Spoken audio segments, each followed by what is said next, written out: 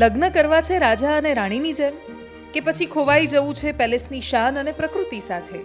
તો આજે જ બુક કરો તમારો સ્ટે અથવા તમારી ઇવેન્ટ balarampalace.com પરથી. નમસ્કાર, વેધર એનાલિસિસ સાથે હું છું પાયલ અને ગુજરાતમાં વરસાદ કહેર બનીને ક્યાંક વરસી રહ્યો છે, ક્યાંક સૂકું ધાકડ જેવું છે. કારણ કે ઉત્તર ગુજરાત અને મધ્ય ગુજરાતના લોકો અને સ્પેશિયલી અમદાવાદ, ગાંધીનગર, વડોદરા જેવા શહેરના લોકો વરસાદની રાહ જોઈ રહ્યા છે કે ક્યારે વરસાદ પડે. દ્રશ્ય આવે છે સામે, કાં તો ભયંકર છે અને કાં તો સાવ સૂકું બધે પડેલું છે. એવું કેમ થઈ રહ્યું છે વિંડીથી સમજીએ પહેલાં, અને ક્યાં કેટલો વરસાદ પડી રહ્યો છે એ પણ સમજીશું.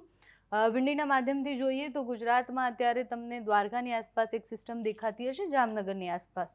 એટલે આ જે આખો વિસ્તાર છે ત્યાં અતિભારે વરસાદની સંભાવના આજે છે. કચ્છમાં પણ અતિભારે વરસાદ પડશે.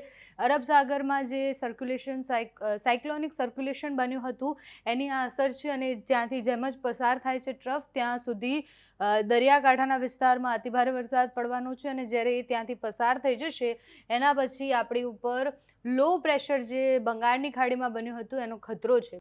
બંગાળની ખાડીમાં બનેલું લો પ્રેશર જે છે એ અતિ તીવ્રતાથી આગળ વધી રહ્યું છે, અને એ જેમ જેમ ગુજરાતની નજીક આવશે એની ભારે અસર ગુજરાત પર જોવા મળવાની છે. અત્યારે તમે આજથી જુઓ તો અહીંયા જે પ્રેશર બન્યું એના સિવાય અહીંયાથી એક ટ્રફ પસાર થઈ રહ્યો છે. એ બંગાળની ખાડીમાંથી જે લો પ્રેશર આવ્યું છે એ સિસ્ટમ છે, એ સિસ્ટમ અહીંયાથી પસાર થશે, અને જ્યારે એ સિસ્ટમ મધ્યપ્રદેશ થઈ અને ગુજરાતની નજીક આવશે ત્યારે ગુજરાતમાં અતિભારે વરસાદની સંભાવના છે.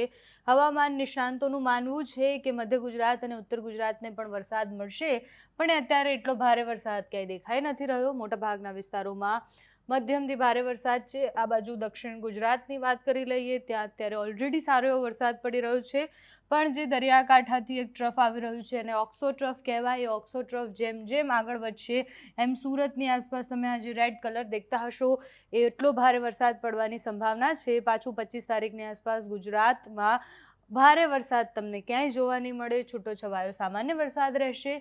26 તારીખે બીજી એક સિસ્ટમ બનશે એવું પણ કહેવામાં આવી રહ્યું છે. સિસ્ટમ પાછી બંગાળની ખાડીમાં બનવાની છે. આ આખું ચોમાસું છે એ સિસ્ટમ પર આધારિત ચોમાસું છે, કારણ કે હવામાન નિષ્ણાંતોનું એવું માનવું છે કે આ ચોમાસું એટલું મજબૂત નથી કે જે ઓરિજિનલી જે પવનની ગતિ અને વેપાર વાયુથી જે વરસાદ પડે એટલા વરસાદ કે એટલા ભારે પવન નથી ફૂંકાઈ રહ્યા, એટલા ભારે તેજીથી વાદળો નથી બની રહ્યા. એના કારણે આ સિસ્ટમોનું ચોમાસું છે. એટલે જેમ સિસ્ટમ આવે એમ વરસાદ આધાર રહેશે એના ઉપર. એટલે જો બંગાળની ખાડીમાં લો પ્રેશર સિસ્ટમ કે સાયક્લોનિક સિસ્ટમ બને છે કે પછી અરબ સાગરમાં બને છે તો એના ઉપર આખું ચોમાસું આધારિત છે. અત્યારે 26 તારીખની આસપાસ જે સિસ્ટમની વાત કરતા હતા એ આ સિસ્ટમ હોઈ શકે છે, અને આ સિસ્ટમ મહારાષ્ટ્ર તરફથી આગળ વધશે, એટલે એની અસર પણ ચોક્કસ ગુજરાતના દક્ષિણના ભાગોમાં અને મધ્યના ભાગોમાં થશે. તમે જુઓ કે 28 તારીખની આસપાસ પાછો ગુજરાતના મધ્ય અને દક્ષિણના ભાગોમાં અતિ ભારે વરસાદ દેખાઈ રહ્યો છે. રેડ કલર જે સૂચવે છે અતિ ભારે વરસાદ છે, અને સાથે જ તમે જુઓ કે દરિયાકાંઠાના વિસ્તારોમાં કેટલી ભારે અસર થવાની છે એની. તમે જુઓ કે આ આખો પટ્ટો છે એ આખા પટ્ટામાં ભારે વરસાદ પડવાનો છે, અને દક્ષિણ ગુજરાતમાં તો આબ ફાટે એટલો વરસાદ પડી શકે છે, કારણ કે વલસાડ, સુરત અને વ્યારા અને આ બધો જ વિસ્તાર, આહવા અને બધો જ વિસ્તાર એવો છે કે જે રેડ કલર દેખાઈ રહ્યો છે, અને ત્યાં અતિથી અતિભારે વરસાદ પડવાનું છે. એટલે આ જે સૂચવે છે જે સિસ્ટમ છે એ સિસ્ટમ 26 તારીખની આસપાસ બનશે, અને જેમ જેમ એ આગળ વધશે એની અસર અતિભારે વરસાદ સાથે થવાની છે.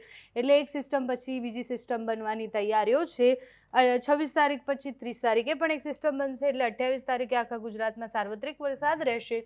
ઉત્તર ગુજરાત હજુ પણ ઘણા ખરા અંશે જે વરસાદની જરૂર છે એવો વરસાદ ત્યાં નથી પડી રહ્યો.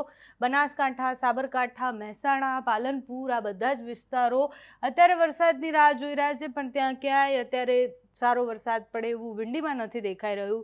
30 તારીખની આસપાસ વધુ પાછી એક સિસ્ટમ બને તો એની અસર ગુજરાતમાં દેખાશે. હવામાન વિભાગ શું કહે છે? હવામાન વિભાગની આગાહી પ્રમાણે આજે ક્યાં રેડ એલર્ટ આપવામાં આવ્યું છે એ પણ જોઈ લઈએ. 22 તારીખે તો બહુ જ બધા વિસ્તારોમાં રેડ એલર્ટ આપવામાં આવ્યું હતું, પણ 23 તારીખ એટલે આજે ક્યાં રેડ એલર્ટ આપવામાં આવ્યું છે, અને આજે જ્યાં રેડ એલર્ટ આપવામાં આવ્યું છે ત્યાં કેવો વરસાદ પડશે? કારણ કે ગઈકાલે જે દ્રશ્ય સામે આવ્યા છે ખૂબ ભયાનક છે, કારણ કે જૂનાગઢ અને એની આસપાસ તો એટલો ભારે વરસાદ પડ્યો છે કે માણસને રેસ્ક્યુ કરવા પણ મુશ્કેલ થઈ ગયા હતા. દ્વારકાના કલ્યાણપુરથી એક વિડીયો આવ્યો હતો કે જેમાં ખેડૂતોને હેલિકોપ્ટરથી રેસ્ક્યુ કરાય. એટલે તમે વિચારો કે આખાના આખા ગામ તણાઈ ગયા છે, એવી સ્થિતિ ત્યાં આવી ગઈ છે. આજની સ્થિતિ જોઈએ 23 તારીખની. દેવભૂમિ દ્વારકા, પોરબંદર, જૂનાગઢ, ગીર સોમનાથ, નવસારી, વલસાડ, દમણ, દાદરા નગર હવેલી, આ બધા જ વિસ્તારોમાં રેડ એલર્ટ આપવામાં આવ્યું છે. એટલે ત્યાં ભારે વરસાદની સંભાવના છે. જામનગર, રાજકોટ, અમરેલી, ભાવનગર, સુરત, ભરૂચ, તાપી અને ડાંગ આ વિસ્તારોમાં ઓરેન્જ એલર્ટ આપવામાં આવ્યું છે. એટલે ત્યાં પણ એલર્ટ તો છે, ભારે વરસાદ પડવાનો છે, અતિભારે વરસાદ. કચ્છ, મોરબી, સુરેન્દ્રનગર, બોટાદ, અમદાવાદ, આણંદ, વડોદરા, છોટાઉદેપુર, નર્મદા, પંચમહાલ, મહીસાગર, દાહોદ આ વિસ્તારોમાં યલો એલર્ટ આપવામાં આવ્યું છે. એટલે ત્યાં પણ ભારે વરસાદની સંભાવના છે. એટલે આ બધા જ વિસ્તારોમાં આજે ભારે વરસાદ પડશે. 24 તારીખે પાછો વરસાદ થોડો ધીરો થઈ જશે. અમરેલી, ગીર સોમનાથ, નવસારી, વલસાડ, દમણ, દાદરા નગર હવેલીમાં રેડ એલર્ટ છે. એટલે આ વિસ્તારોમાં અતિથી અતિ ભારે વરસાદ પડશે. બાકી રાજકોટ, જૂનાગઢ, ભાવનગર, સુરત, તાપી, ડાંગ આ વિસ્તારોમાં ભારે વરસાદની સંભાવના છે. દેવભૂમિ દ્વારકા, પોરબંદર, બોટાદ, ભરૂચ, નર્મદા આ વિસ્તારોમાં પણ ભારે વરસાદની આગાહી છે. બાકી જે વિસ્તારો છે ઉત્તર ગુજરાતનો હોય કે મધ્ય ગુજરાતના વિસ્તારો, એ બધા જ વિસ્તારો હજી પણ વરસાદથી વંચિત છે. એટલે જે જોઈએ એવો વરસાદ ત્યાં નથી પડી રહ્યો. હવે હવામાન વિભાગની આગાહી અને હવામાન નિષ્ણાંતની આગાહી પ્રમાણે જો વરસાદ પડે છે તો પછી દક્ષિણ ગુજરાત અને સૌરાષ્ટ્રે સાવધાન રહેવાનું છે અને મધ્ય ગુજરાત અને ઉત્તર ગુજરાતે હજુ પણ વરસાદની રાહ જોવાની છે.